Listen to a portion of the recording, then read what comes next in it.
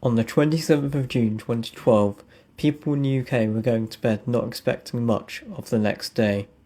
It was meant to be summer, but the UK had been experiencing large amounts of rainfall throughout the month. However, little did most people know, the next day would become one of the most notable severe thunderstorm outbreaks in recent UK history. Whoa, cool, that one, bro. Oh, hey!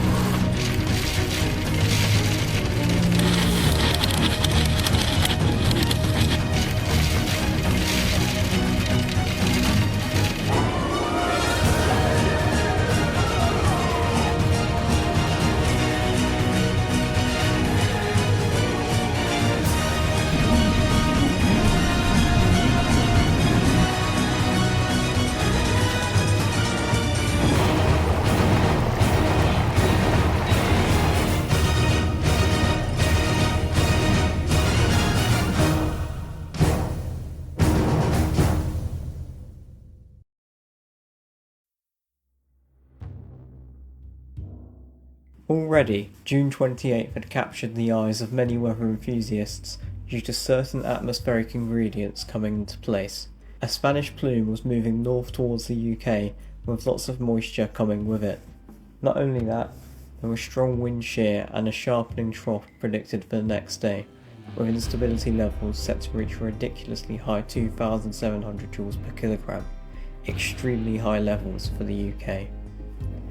Estafex, European storm forecasters, gave the UK a 5% chance of severe weather. They gave the UK this rating due to the possibility of tornadoes and large hail.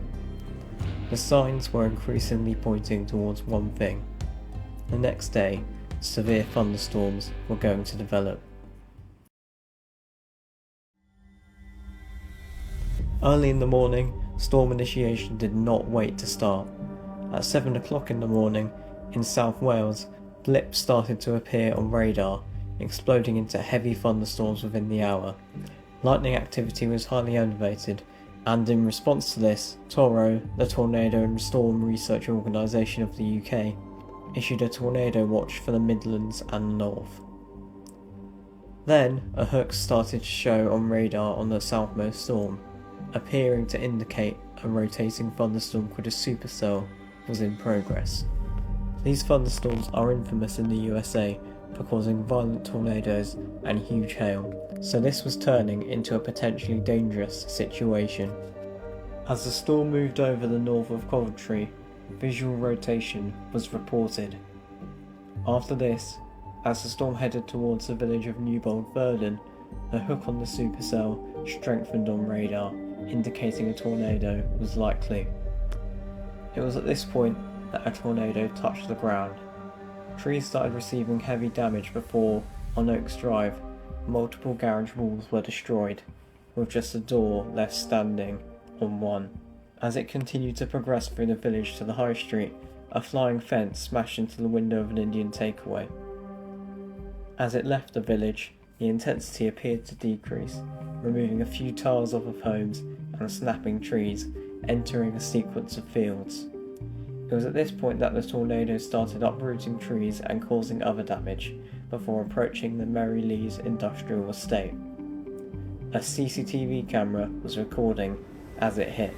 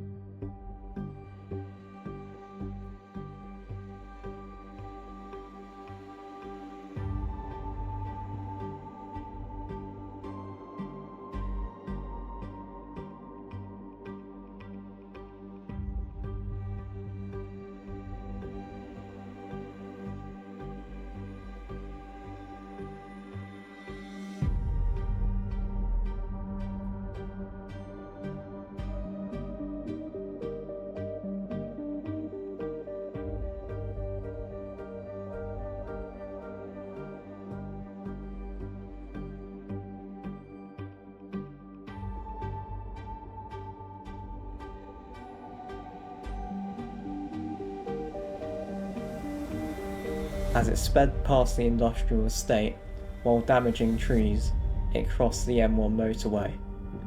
It then crossed the A50 before reaching its maximum intensity.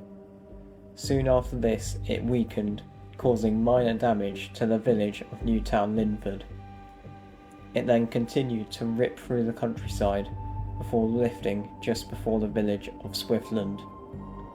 Overall, this tornado was given a T4 rating, which is equivalent to a high-end EF2 tornado.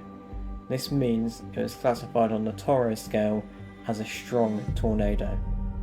As the supercell continued to progress eastwards, a storm chaser group noticed the storm and went out to chase it. What they found was incredible.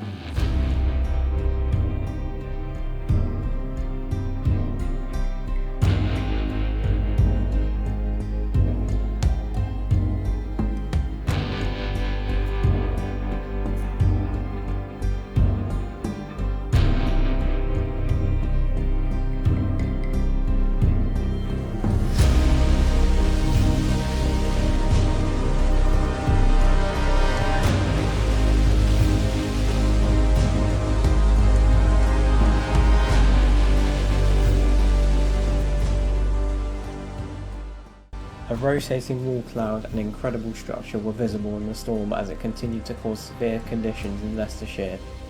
However, as it went out towards the North Sea, the supercell started to struggle to rotate, starting to die off. However, after all the attention being drawn towards this storm, a second round of thunderstorms have been developing behind. The two southernmost cells started to become supercellular in nature as hook echoes started to become visible on radar. These two supercells ripped through Leicestershire and were responsible for damaging hail up to 3.5 inches in size and some severe flash flooding in areas. There are plenty of videos online showing this ridiculously powerful and damaging storm.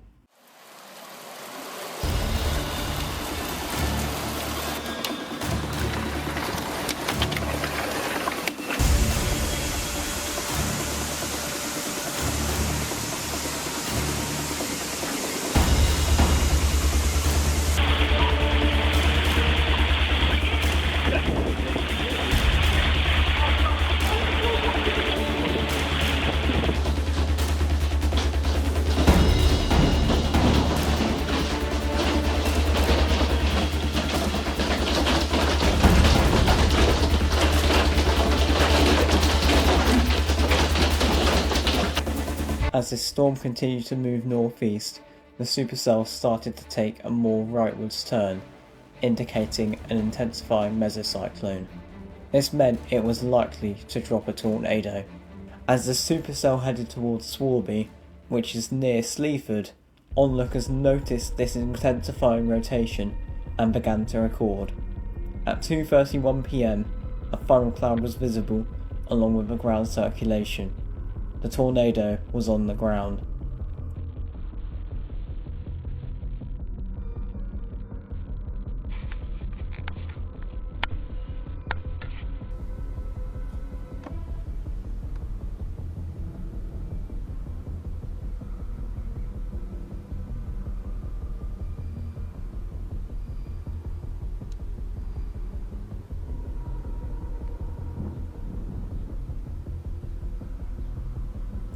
After morphing, lifting and re-dropping, it impacted Swarby, causing tile and fence damage to the area.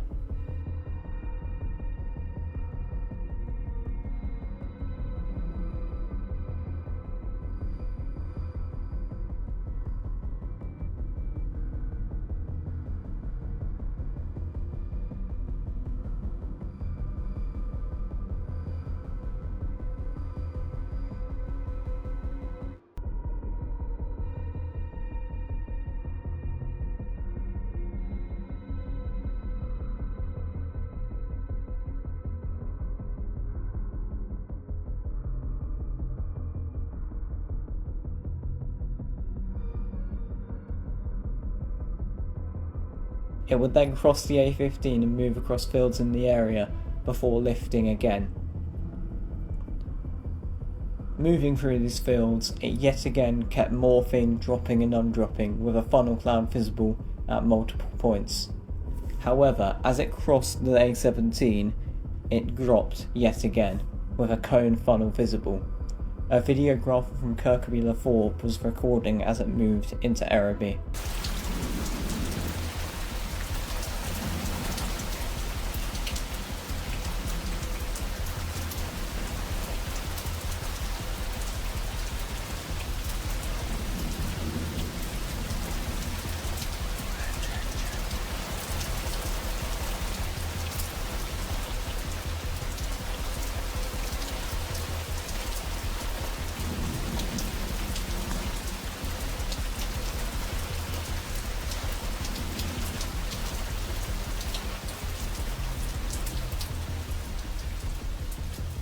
Luckily for the residents of the village, only minor damage was sustained as the tornado finally lifted for good.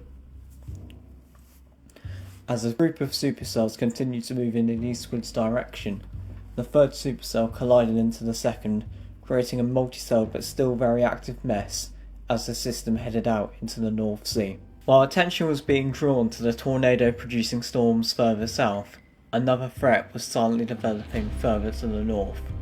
A group of multi-celled thunderstorms had been developing in the northwest before organising into an intense squall line as it headed directly towards the city of Newcastle.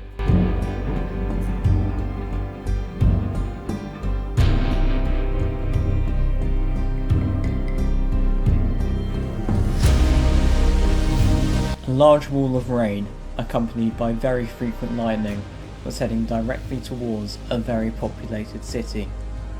As it approached, a close CG bolt was caught on camera, becoming one of the most iconic images from this event. Yes! I've got that on video.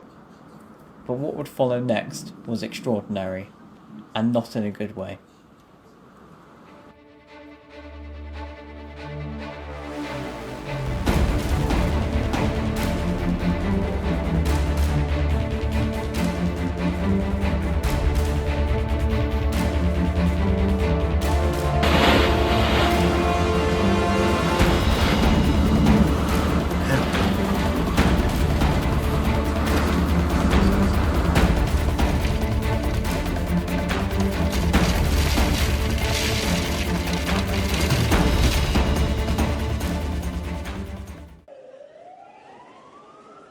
Within the space of 2 hours, a month's rainfall would fall on Newcastle and surrounding areas, leading to significant flash flooding. Most roads in the area were completely covered with water, and the metro was completely put to a halt as drainage systems struggled to cope with the intense flooding that occurred.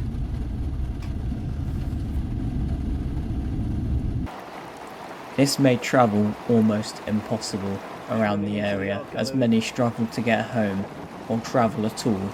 Across the country, emergency services were overwhelmed with the calls as the storm slowly moved away into the North Sea. Millions of pounds of damage were caused due to the damaging hail and the extreme flash flooding around the UK. Back in Ludlow, Shropshire in Wales, a man sadly died after getting swept away by floodwaters due to flash flooding. In just a single afternoon, the United Kingdom had experienced an extraordinary range of severe weather. For meteorologists, June 28, 2012 quickly became one of the most remarkable thunderstorm outbreaks the UK had seen in years. This event alone significantly helped with making June 2012 the wettest June since records began in 1910. In areas such as Newcastle, this day became known as Thunder Thursday. Thank you all for watching, and please put in the comments what weather events you think I should do next.